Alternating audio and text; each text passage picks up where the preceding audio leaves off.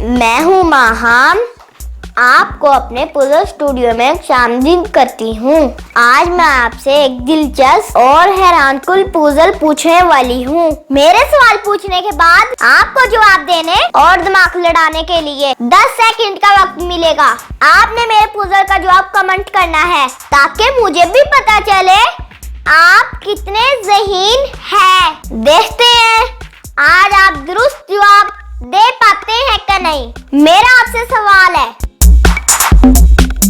वो क्या चीज है जिसके पेट में उंगली और सर पर पत्थर बंधा होता है? आपका वक्त शुरू होता है अब।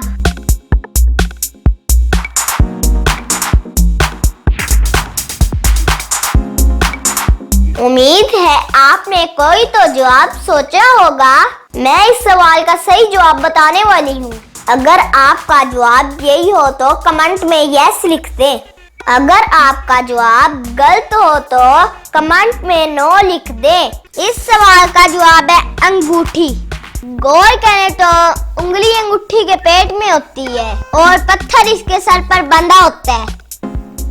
तो आपको आज का पुजल कैसा लगा जरूर बताइएगा। मैं ऐसे पुजल आपके लिए रोजाना लेकर आती रहूंगी।